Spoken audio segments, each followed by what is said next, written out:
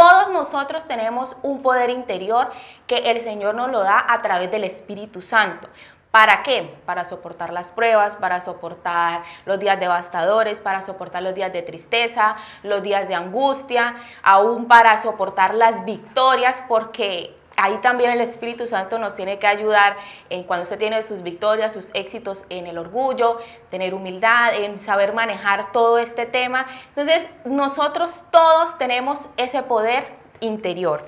En otra versión de la Biblia dice que nos haga cristianos fuertes de ánimo, o sea, que nos haga cristianos resistentes a las pruebas. ¿Quién va a tener pruebas? Todos, cristianos, ateos, de la religión tradicional, todos vamos a tener, porque la vida, pues usted sabe que no es fácil, todos tenemos nuestras luchas, en lo que de pronto a usted le funciona, a mí particularmente no me funciona, en lo que a usted le va bien, a mí de pronto pues no me va bien, entonces todos tenemos una lucha. El Señor dice en su palabra que en el mundo vamos a tener aflicción, que en el mundo vamos a tener problemas, pero que tranquilos, que Él ha vencido el mundo.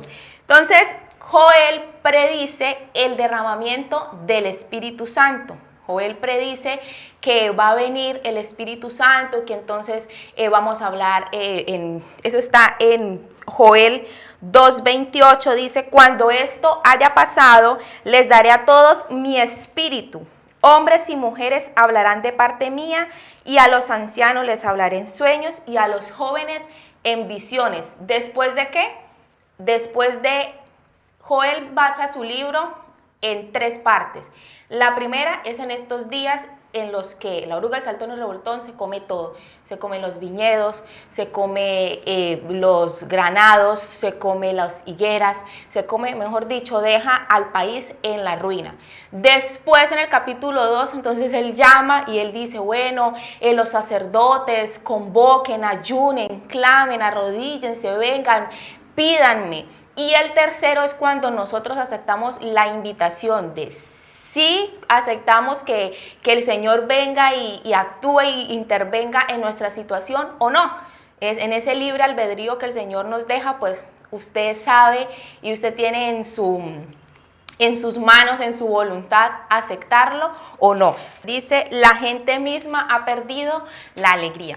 Esta prédica nació, este mensaje nació por una situación que yo viví, que mi familia vivió. Yo vengo de una familia tradicional, es decir, de la religión tradicional.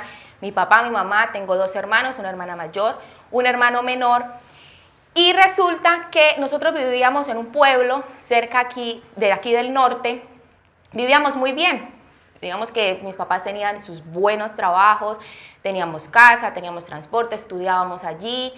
Al ser pueblo, pues usted sabe, los pueblos pues todos se conocen con todos, entonces nuestra niñez fue en el río y entonces jugando al escondite y entonces andando bicicleta y visitando, y lo recuerdo y fue una muy buena niñez, muy bonita, y hasta ahorita cuento con mi papá y mi mamá que siempre una llamada y mamá, necesito esto, papá, y tengo la fortuna de que me solucionan, llegan a mi rescate y digamos que eso me ha ayudado, tenerlos a los dos, me ha ayudado, me ha hecho la vida un poquito más fácil, ¿verdad? A diferencia de los que de pronto pues no han contado con sus 2 papás, han contado con uno solo o en el peor de los casos pues no han contado con ninguno.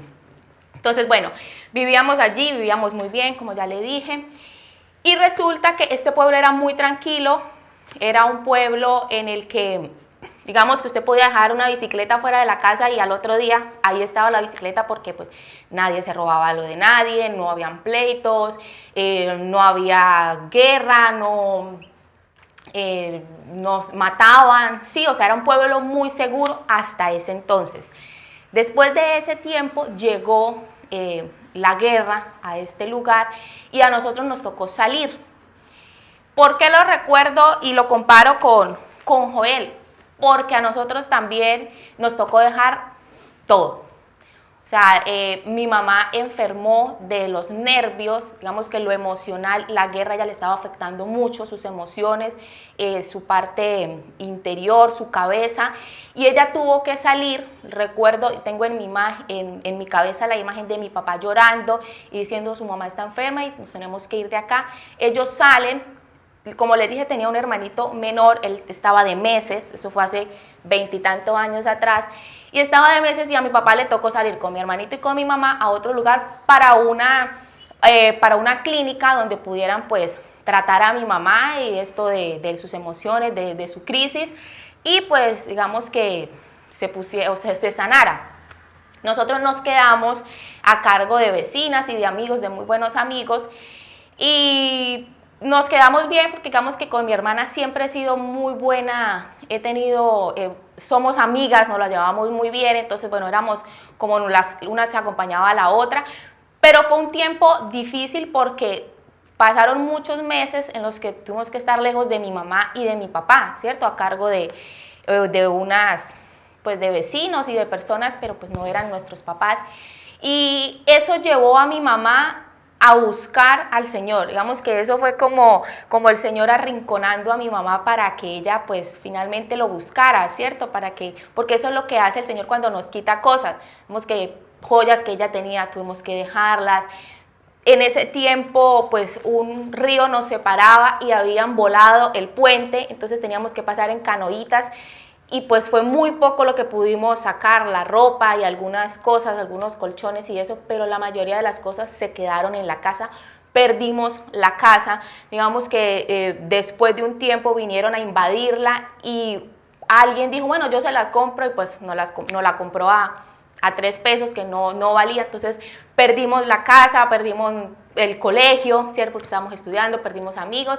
Bueno, vino y como dice aquí Joel, todo y nos tocó venirnos aquí a Cuta y empezar de cero. Llegamos donde una tía, digamos que esta tía nos recibió muy bien, pero pues no era nuestra casa, ¿cierto? Vivíamos en una habitación los 5, ya se puede imaginar usted cómo vivíamos, era un hacinamiento, pero como siempre tuve la compañía de mi papá y mi mamá, digamos que esto no causó ningún trauma en mí porque siempre estuvieron ahí, nunca sí nos dejaron solo, de pronto allá al amparo de algún familiar que nos hiciera daño, no, siempre estuvimos ahí.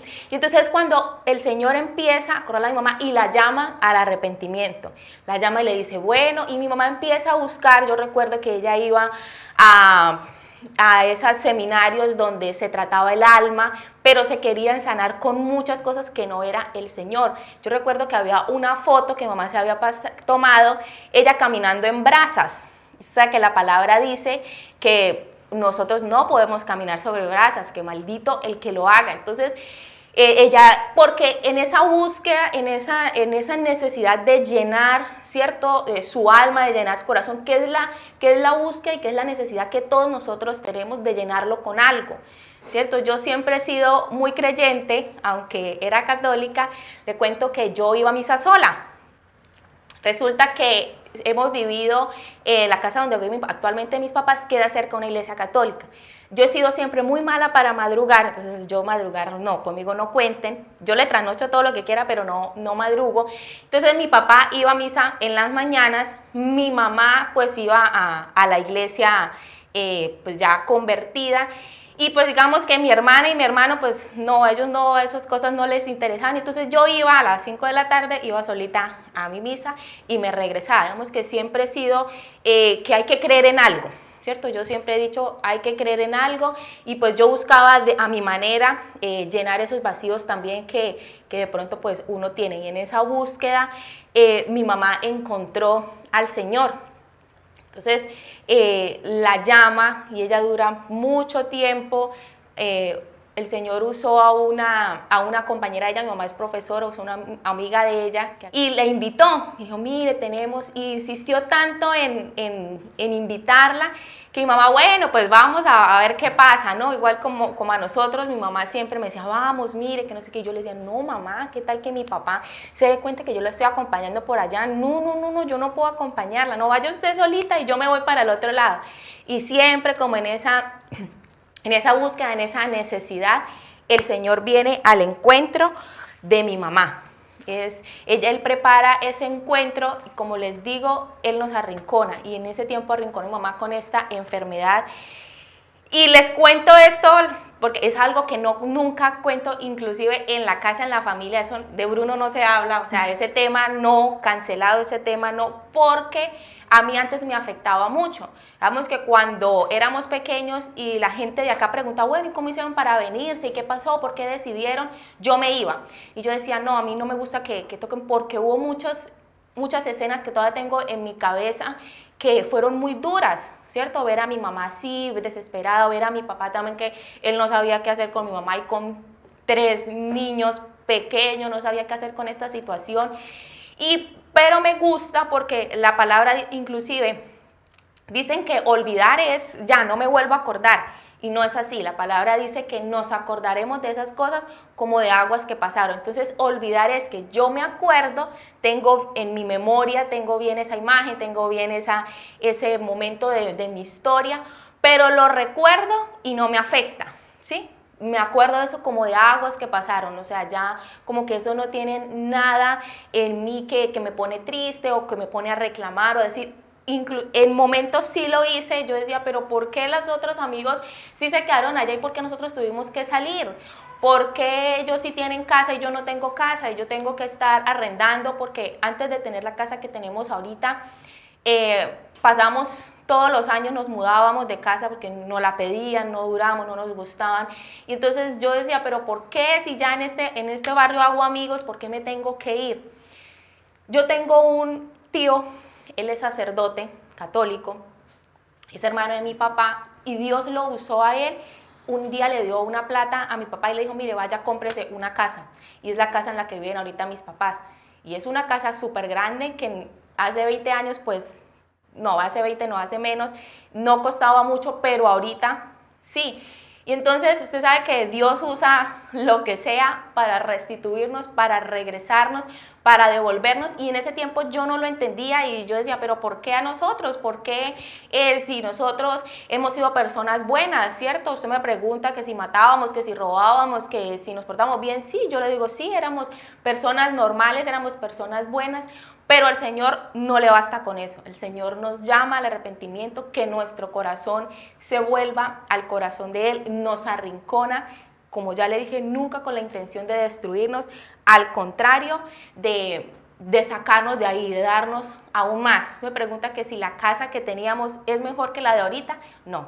Y todo lo que el Señor nos quitó, nos lo ha regresado multiplicado, porque pues el Señor ha sido bueno y hasta el día de hoy pues ha actuado en nuestra vida de una manera maravillosa. Si usted hoy se encuentra de pronto como nos encontramos nosotros, arruinados, arrinconados, sin nada, empezando desde cero, es porque el Señor nos da la oportunidad y es el día en el que uno dice, Dios se olvidó de mí. Ahorita yo digo, lo recuerdo y digo, no, fue el día que Dios se acordó de nosotros, que no quería que nosotros de pronto estuviéramos ahí vagando sin Él, personas buenas sí, pero sin el Señor en el corazón. Síguenos en Facebook e Instagram como @tufrecuenciaF. Tu Frecuencia F. Suscríbete a nuestro canal de YouTube Frecuencia F. Activa la campana de notificaciones y disfruta de todo el contenido que tenemos para ti. Frecuencia F, dale clic.